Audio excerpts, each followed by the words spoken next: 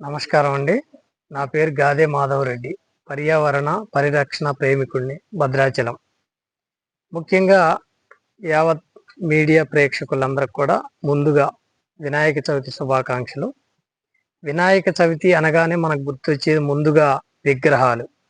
ఆ విగ్రహాలు తయారు చేసి మన పర్యావరణాన్ని కలుషితం చేసే పరిస్థితి ఏర్పడదు కాబట్టి మనకి ఏవైతే రసాయనానికి సంబంధించినటువంటి విగ్రహాలు ఉన్నాయో ఆ విగ్రహాలని మనం పూజించటం, అలాగే ఆ 9 రోజుల తర్వాత నిమజ్జనం చేయటం అనేది ఒక ఆనవాయితీగా వస్తూ ఉన్నది.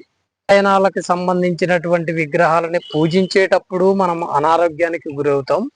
అదే పరిస్థితుల్లో ఆ తదనంతరం వాటిని గోదావరిలో కానీ, చెరువులో కానీ, సముద్రాల్లో కానీ మనం నిమజ్జనం చేసేటప్పుడు చాలా పరిస్థితుల్లో వాటిల్లో ఉండేటువంటి రసాయనాల వల్ల క్యాన్సర్ బాధితున పడే అవకాశాలు ఎక్కువగా ఉంటాయి, పడుతున్నాయి కూడా. ఒక చెరువులో నిమజ్జనం చేశామంటే అందులో చేప పిల్లలు కానీ, అలాగే అందులో తాగే అటువంటి పశువులు కూడా, జీవరాశులు కూడా మొత్తం క్యాన్సర్ బాధితున పడి కాలక్రమేణగా అవి అనారోగ్యానికి గురై పాడైపోతున్నాయి. అటువంటి పరిస్థితిని, అంటే మనం వినాయకుడిని పూజించేది భక్తి మోక్షం కొరక, లేకపోతే మన జీవరాశులను మనం చంపేందుకు అనేది ఒక్కసారి ప్రతి ఒక్క మనిషి, ప్రతి ఒక్క భక్తులు, వినాయక చవితిని నిర్వహించేటువంటి ప్రతి నిర్వాహకులు కూడా ఇది పూర్తిగా ఆలోచించాల్సిన విషయం, చాలా సీరియస్గా తీసుకోవాల్సినటువంటి విషయం. కాబట్టి తక్షణమే మనందరం పూజించేటువంటిది ఒక అడుగు విగ్రహం కావచ్చు, మనసుతోని భక్తితోని పూజ చేయాలి, కానీ ఎన్ని అడుగులు ఎన్ని రంగులతోని పెట్టామనేది కాదు.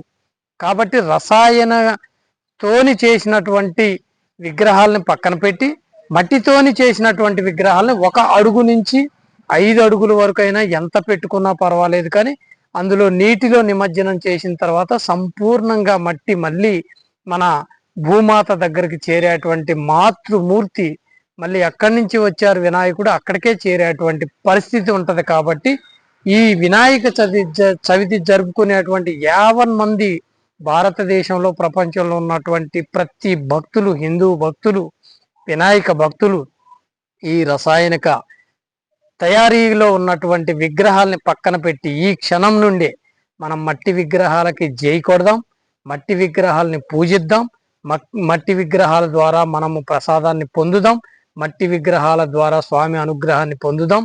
అలాగే పర్యావరణాన్ని పరిరక్షించుకుందాం. అలాగే పర్యావరణంతో పాటుగా ఈ ఉన్నటువంటి 84 కోట్ల జీవరాశులకు కూడా ఎటువంటి హాని జరగనటువంటి ఈ మట్టి విగ్రహాలు ఏదున్నాయో వాటన్నిటికీ స్వాగతం పలుకుదాం.